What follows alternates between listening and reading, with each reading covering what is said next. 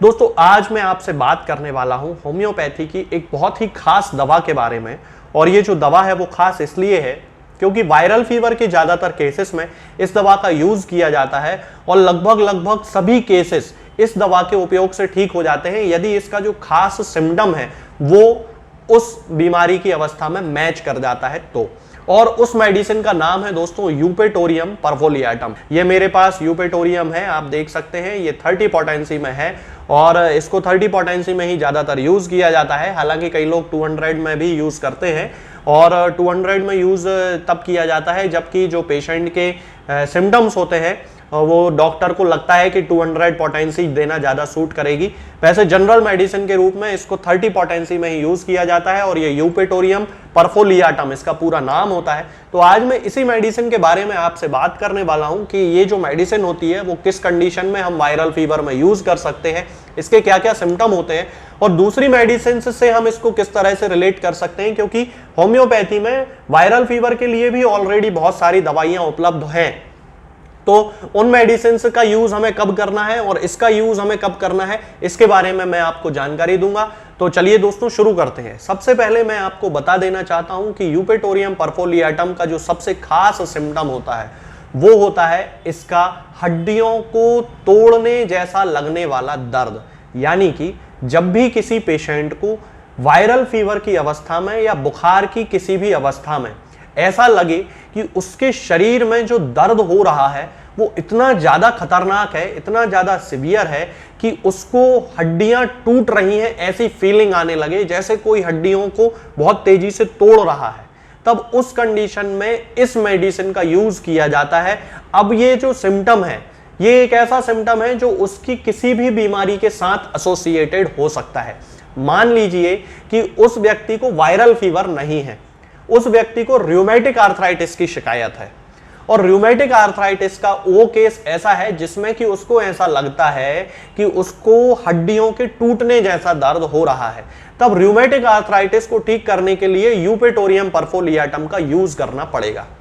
तो दोस्तों हड्डियों के इस टूटने वाले दर्द के इतने ज्यादा स्पेसिफिक होने के कारण ही इस मेडिसिन को बोन सेट भी कहा जाता है। और ऐसा इसलिए कहा जाता है क्योंकि जैसा कि मैंने अभी आपको बताया कि वायरल फीवर के ज्यादातर केसेस या फिर जैसे मलेरिया है, डेंगू है, इन्फ्लुएंजा है, इस तरह की ज्यादा बीमारियों में जबकि पेशेंट के पूरे हाथों में, पैरों में, उसकी हड्डियों में ऐसा लग रहा हो कि हड्डियां बिल्कुल चूर चूर हो गई हो, तब उस कंडीशन में इस मेडिसिन का यूज किया जाना चाहिए और यही इसका सबसे खास और सबसे ज्यादा स्पेसिफिक सिम्टम होता है। यदि ये सिम्टम नहीं मिल रहा है तो यूपेटोरियम कुछ भी काम नहीं करने वाली है। अब कुछ लोग जो है वो डेंगू बुखार की इसको बहुत ज्यादा स्पेसिफिक मेडिसिन बता देते हैं, तो डेंगू के बुखार में ये तभी काम करेगी जबकि पेशेंट के सिम्टम इस मेडिसिन से मैच हो रहे होंगे और खास जो सिम्टम है वो होगा कि उस पेशेंट को हड्डियों के टूटने जैसा दर्द महसूस हो रहा होगा। यदि हम इसके मेंटल सिम्टम्स की बात करते हैं तो ये देखा जाता है कि इस बीमारी में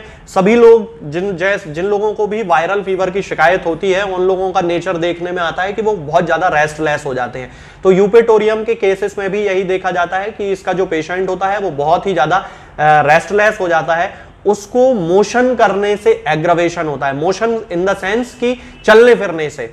तो चलना फिरना यदि वो हाथ पैरों को हिलाता है तो बहुत ही ज्यादा उसको तकलीफ होती है, लेकिन उसके बाद भी उससे बैठते नहीं बनता है। उसको ऐसा लगता है कि वो चले, लेकिन चलने से उसका दर्द जो है वो बढ़ जाता है। रेस्टलेसनेस की बहुत ज्यादा अवस्था होती है। इसके साथ ही यदि देखा जाए तो इसको ठंडा पानी, ठंडी चीजें पीने की बहुत ज्यादा इच्छा होती है, कोल्ड ड्रिंक्स पीने की इच्छा होती है वायरल फीवर की कंडीशन में भी। तो यदि कोई ऐसा सिम्टम आपको दिख रहा है तो उस कंडीशन में भी यूपेटोरियम का यूज किया जाता है। इसके अलावा इसका एक बहुत खास सिम्टम होता है इसका सिर दर्द। चूंकि पूरी बॉडी में ही उसको दर्द हो रहा है तो उसको सिर में भी बहुत ज्यादा भयानक दर्द होता है और वो जो दर्द होता है वो ऑक्सीपुट में होता है, यानी कि सिर के इस हिस्से में बहुत ही ज्यादा दर्द होता है, ऑक्सीपुट में बहुत ज्यादा दर्द होता है।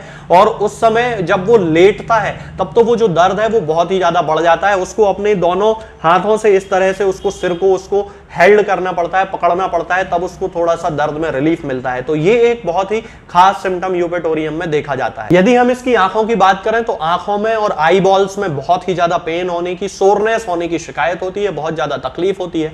यदि हम इसके स्टमक की बात करते हैं तो इसका एक बहुत खास सिम्टम है कि ये जो पेशेंट होता है उसे large quantities of cold water की डिजायर होती है, मतलब उसे इतनी ज्यादा प्यास लगती है कि वो एक बार में 2-2 3-3 गिलास पानी पीना चाहता है और ठंडा पानी पीना चाहता है। मैंने अभी थोड़ी देर पहले भी आपको बताया था कि इसको कोल्ड ड्रिंक, कोल्ड वाटर की डिजायर होती है। तो फीवर की स्टेज में भी उसको ऐसा ही लगता है कि उसको 2-3 गिलास एकदम चिल्ड वाटर, ठंडा पानी उसको मिल जाए तो बहुत अच्छा है। लेकिन जैसे ही वो पानी पीता है इसको तुरंत वोमिटिंग हो जाती है और वोमिटिंग के साथ साथ बाइल भी निकलता है, यानी कि जो पित्त होता है, पित्त की उल्टी भी इसको होती है। तो ये स्टमक का भी एक बहुत खास सिम्टम होता है। अब जैसा कि मैंने थोड़ी देर पहले आपको बताया था कि वायरल फीवर की ये एक बहुत स्पेसिफिक मेडिसिन है। तो फीवर के जो सिम्टम्स होते हैं वो मैं आपको बता देता हूं। एक सिम्टम मैं आपको बता चुका हूं कि हड्डियों के टूटने जैसा, हड्डियों के चूर चूर हो जाने जैसा इसको दर्द होता है पेशेंट को।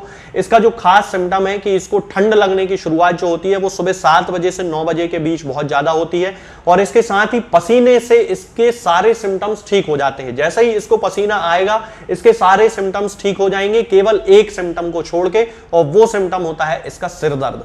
यानी कि जब भी इस पेशेंट को बुखार की अवस्था में जब पसीना आता है तो उसका बुखार उतरने लगेगा, हड्डियों का दर्द कम हो जाएगा, सभी सिम्टम्स में रिलीफ मिलेगा, लेकिन उसके सिर दर्द में इसको बिल्कुल भी रिलीफ नहीं मिलेगा। इसके अलावा बुखार की अवस्था में इसको सिर दर्द के साथ साथ बाइल की, यानी कि पित्त की उल्टी भी बहुत ज्यादा होती है। तो ये सारे इसके सिम्टम्स होते हैं। राइनिया का जो पेशेंट होता है वो बिल्कुल पड़े रहना चाहता है, उसको रेस्ट करने से बहुत ज्यादा आराम मिलता है। लेकिन जो यूपेटोरियम का पेशेंट होता है वो अंदर से इतना ज्यादा रेस्टलेस होता है कि ना तो उससे चलते फिरते बनता है और जैसे ही वो चलना फिरना शुरू करता है तो उसका दर्द बढ़ जाता है। ब्राइनिया में पेशेंट को बहुत ही ज्यादा पसीना आता है, मतलब एक्सेसिव स्वेटिंग होती है। यूपेटोरियम में पेशेंट को मामूली सा पसीना आता है, उस मामूली से पसीने के आने के बाद उसके बाकी के सिम्टम तो ठीक हो जाते हैं लेकिन सिर दर्द उसका ठीक नहीं होता। यूपेटोरियम का यूज मलेरिया के केसेस में भी किया जाता है और उस समय इसको चाइना, ऑफिसिनेलिस, नेट्रम यूरियाटिकम, इन सारी मेडिसिन से डिफरेंशिएट करना पड़ता है।